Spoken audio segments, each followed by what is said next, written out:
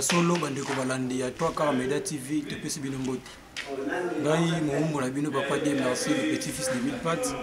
na pesi bino mbote ya solo lelo tokutani susu na numéro na biso ya sika ya émission toujours na cadre toujours ya émission JPK jeune prédicateur ya kimbaniste na mukolo ya lelo matia na biso ekopesama epai ya mama Benat Safi ye azali vice coordon na kati ya seka de santé tola na matia na bokebi nyonso na kombo ya tata mwana pe molimo santu toko banda matia na biso na mukolo ya lelo tokotanga na mikanda misato ndenge ezali momisano na kati ya lingomba na biso tobandaka toujours prédication na biso na mukanda ya banzembo tokotanga la psaume de David 46 tozwi deuxième tina troisième et puis tokosauter tozwi 8e verset et mukanda ya mibale ezala tiré na mukanda ya mibeko Exode 21 à 17 et puis thème na biso ya mukolo ya lelo to mateya na biso ya mukolo ya lelo ekozala na livre ya Esaïe 59 1 à 3 concernant mukanda na biso ya banzembo psaume 46 2 à 3 tokotanga ngo na komisato ya bulu et un appui, un secours qui ne manque jamais dans la détresse. C'est pourquoi nous sommes sans crainte quand la terre est bouleversée et que les montagnes chancellent au cœur de mer. Dans le 8e verset, l'Éternel des armées est avec nous, le Dieu de Jacob est pour nous une haute retraite. Tozi mukanda na biso ya mibeko.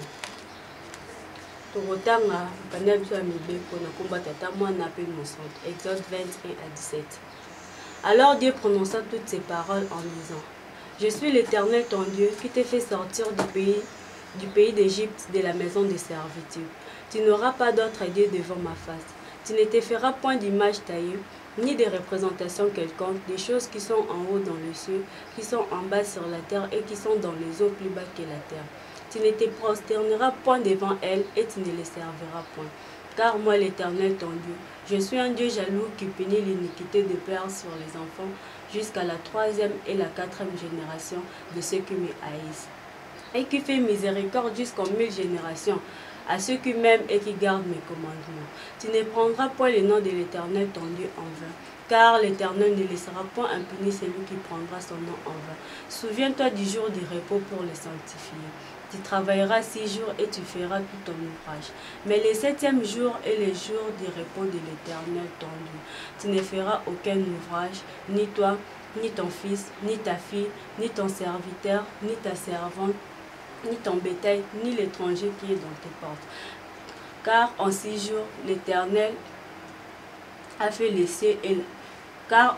l'Éternel a fait les cieux, la terre et la mer et tout ce qui est contenu. Et il s'est reposé le 7e jour. C'est pourquoi l'Éternel a béni les jours du repos et l'a sanctifié. Honore ton père et ta mère afin que tes jours se prolongent dans le pays que l'Éternel ton Dieu te donne. Tu ne tueras point, tu ne commettras point d'adultère, tu ne déroberas point, tu ne porteras point de faux témoignages contre ton prochain. Tu ne convoiteras point la maison de ton prochain. Tu ne convoiteras point la femme de ton prochain, ni son serviteur, ni sa servante, ni son bœuf, ni son âne, ni aucune chose qui appartienne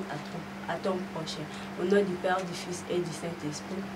Toleka bongo na mukanda na biso ya misato oyo ezalaki tiré na Esaïe. Action. Tokotanga na mukanda ya Esaïe 59 1 à 3.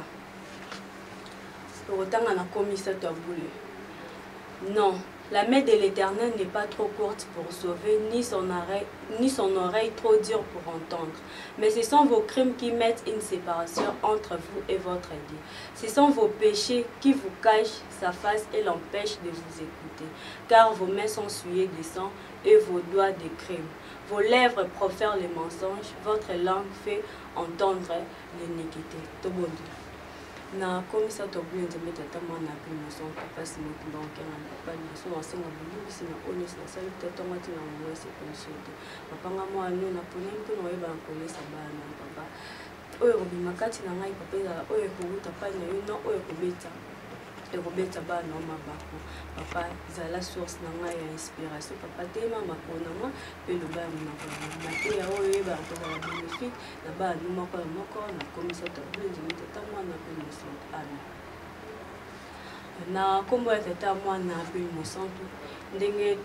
totangaki na mokanda ya biso ya liboso na mokanda ya banzembo totangaki bongo na Psaume 46 Psaume 46 2 jusqu'à 3 et puis tosotaki bongo toyaki kozwa 8e verset par rapport ya mokanda ya banzembo toyebi que 46 2 à 3 puis tosotaki na 8e toyebi que na banzembo tozalaka na 150 psaume et na 150 psaume wana bazoyebisa biso ke ezalaki na 150 auteur oyo bayebaki na kokoma banzembo oyo mais tellement bato wana mosusu bazalaki identifié te bato wana mosusu bayebaki bango te na yango bazwaki banzembo nyonso bapesaki yango epai David et pourquoi kopesa yango epai ya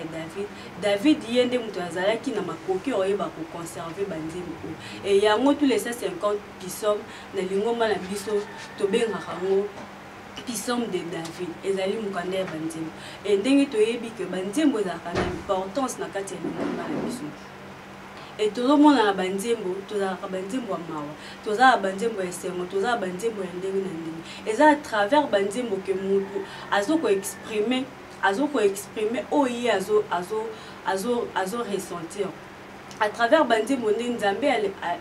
alekisaka message epai ya bato ke alingi asala likambo azoavertir bato ke azala besoin ya kosala likambo et à travers banzembo nzambe asengaka na bato bayebana kobongwana et à travers kar bameme banzembo wana nzambe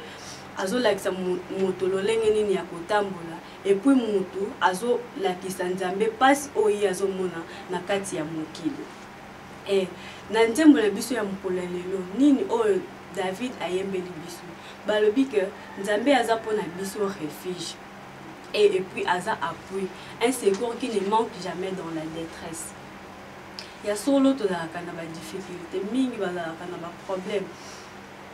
ezalaka bacirconstance mosusu oyo ekomelaka biso toyebaka lisusu te soki ete nzambe aexistaka mais lelo na mokolo ya lelo barappele biso ke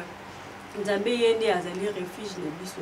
ye nde motu azali secours na biso au moment où tozala baproblème tozala badifficulté étant bachrétien tokoki kotala de gauche à droite totala likolo to na mabele tozali na secours moko oyo ezali nzambe na biso azalaka tout le temps wana mpona koyeba kobikisa biso maboko na ye ezalaka tout le temps ya kofungama mpona koyeba koyamba oyo nyonso ezali bapasi na biso. Et David a rappelé biso yango lelo ke yende mutu nzambe mutu azali refuge malgré bambongo o David azalaki nango malgré bomengo abosana ki tata nzambe te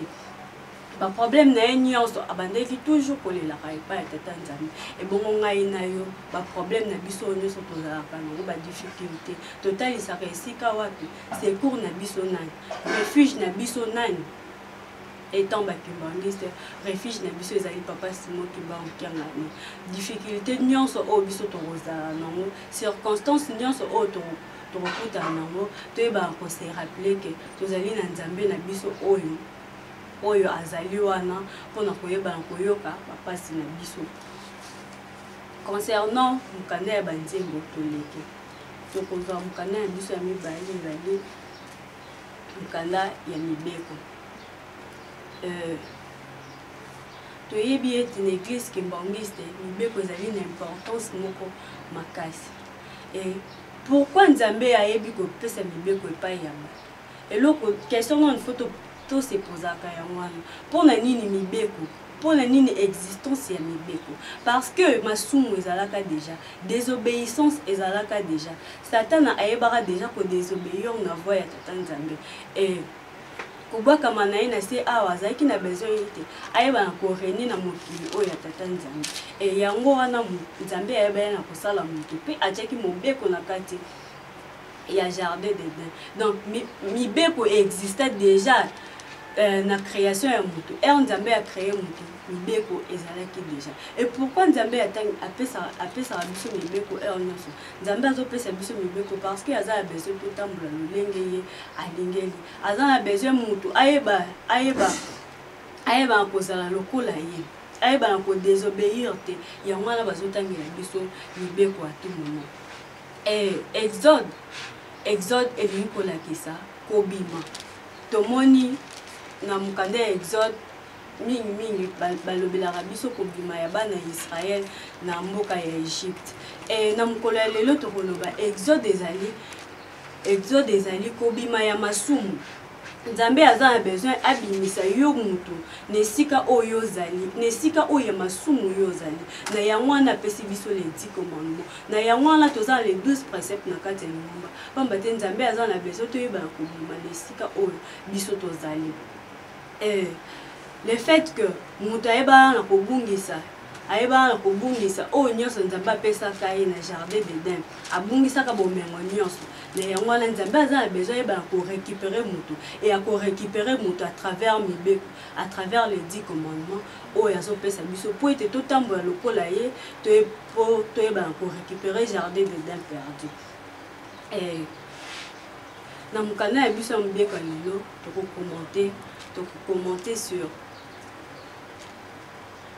commenter sur le 14e verset où il dit tu ne commettras point d'adultère. Il y a solo papa et maman lisumu oyo ezali parmi lisumu oyo ezali kokwesa biso bajene na mokolo ya lelo lisumu ya ekobo mingi tomipesi na ekobo mingi tobosani voix ya tata nzambe mingi tobosani les 10 commandements pamba te na esengo ya nzoto pamba te tolandi nzoto yango wana tomipesi na masumu tomipesi na ekobo ekobo ezali lisumu oyo eza ebomaka nzoto ezoboma na nzoto na molimo ya moto ekobo ezali lisumu oyo ezoéloigner mutu na tata nzambe pamba te heure yo osali yango molimo ya tata nzambe ezali lisumu kati na yo te na yango wana nzambe ayebana korapele biso na mokolo ya lelo toyebana kolongwa na lisumu oyo surtout biso bajene oyo esili kofanda kati na biso toyebana kotika lisumu oyo parce que tozomona na société na biso ya lelo bachance ya mabala ekomi réduit tozomona bachance ya misala ekomi réduit bachance ya mabota ekomi réduit pour nini parce que tobosani pour la nini et là parce que biso bajene tomipesi na kati ya masumu oyo ekomo tant que biso tozotosa mibeko te tant que toéloigné tomipesi na lisumu oyo nzambe aséloigné na biso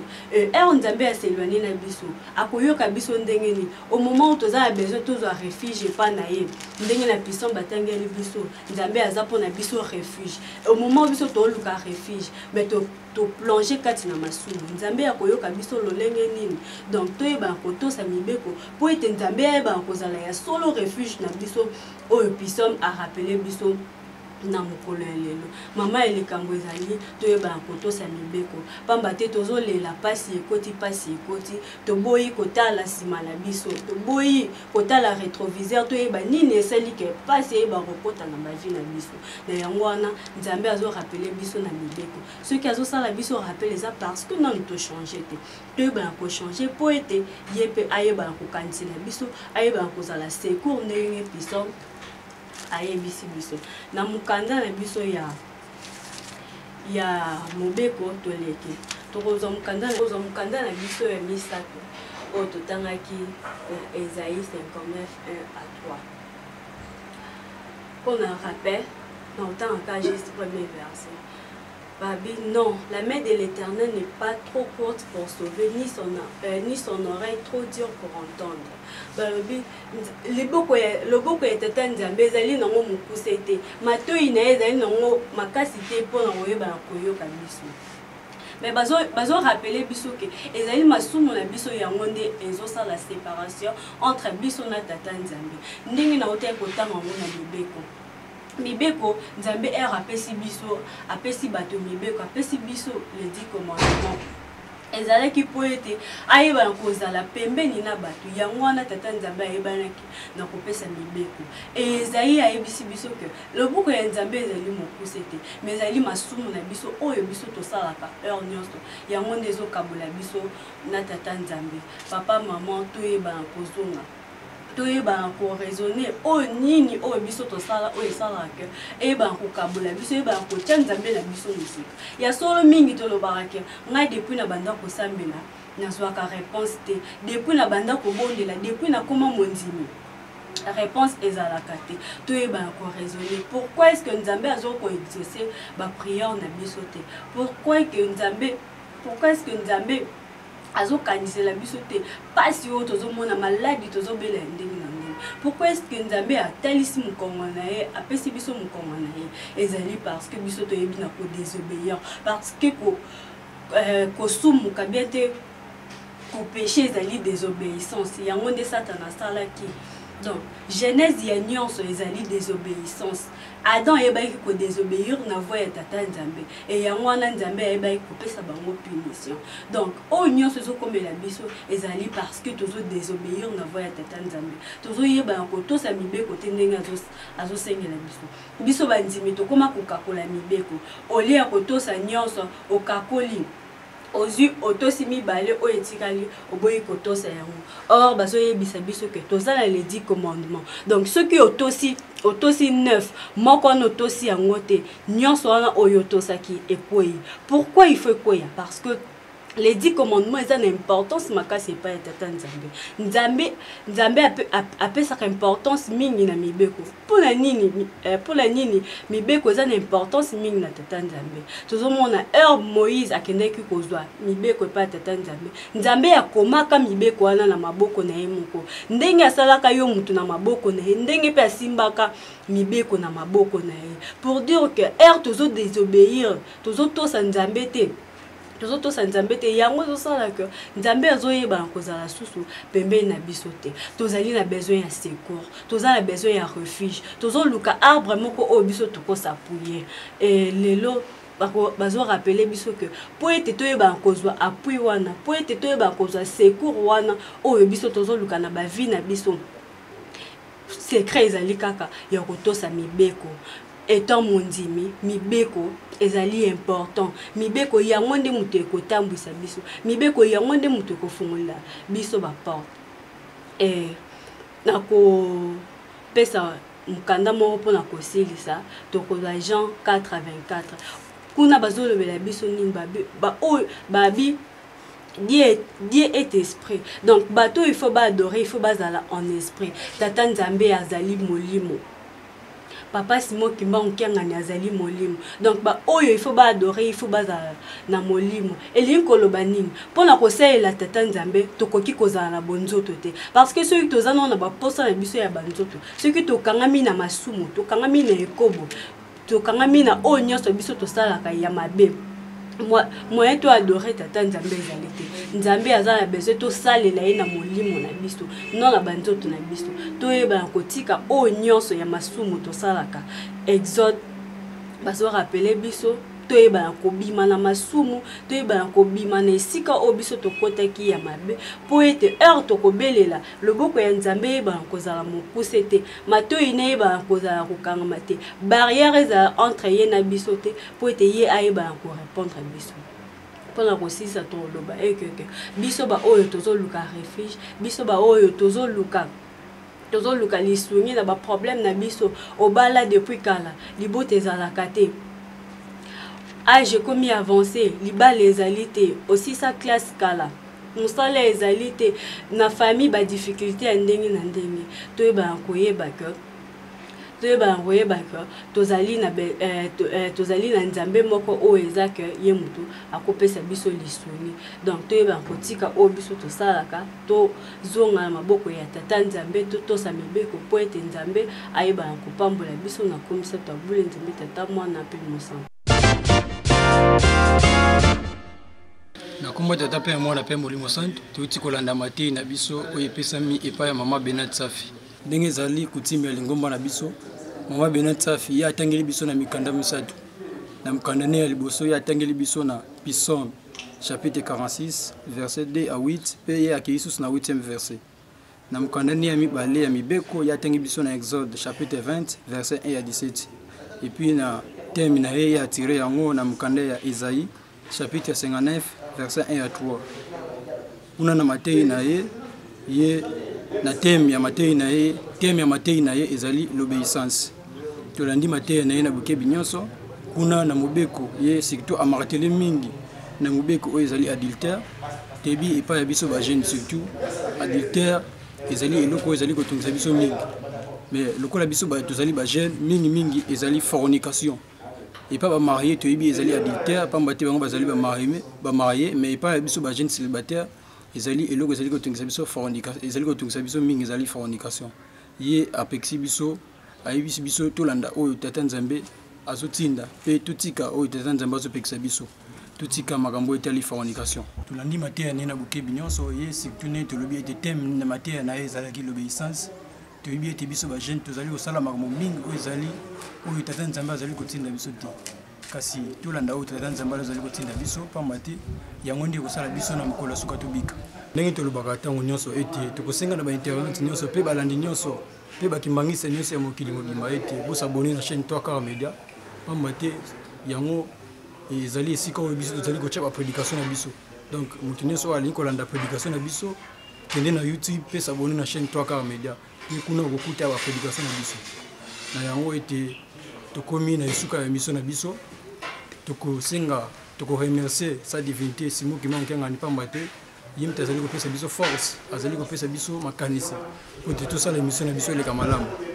Pe kuna susu tokei susu kopesa mbote epa ya ba membre nyonso ya Seka Kisantu pamba te bango bazali vraiment ko contribuer financièrement pour ete mission eleka malamu. Tobosani te kopesa mbote epa ya papa Jado Mozart pe papa JD Makozo pamba te malgré bazali musika mais tozali kosepela makasi na basoutien na bino. Pe tobosani te susu kopesa mbote epa ya papa José Mifi et susu kopesa papa Omonier Eliki Nkole topesi papa Omonier Eliki Nkole mbote. Kuna susu tokei susu kopesa susu papa Corridor Rodrigue Konde yazali Corridor ya Seka Kisantu topesi mbote. Tokei susu kopesa mbote epa ya papa évangéliste na biso papa Octave Ngwaila. Topesi susu mbote epa ya mama Elise Ntsumbu kisusu kopesa mbote epa ya papa Ndombele pe mama Nzumba pona kosilisa soki lelo bolandaki biso ezalaki grâce équipe ya 3 Media oyo ezalaki composé mbongo na caméra epa ya papa Obeketo la prise de son pe lumière epa ya papa Enoch Salampa epe kuna na esthétique ezalaki bongo papa Jonathan Nzoko soki bongo na kombo tete pe mwana pe Molimo Santo.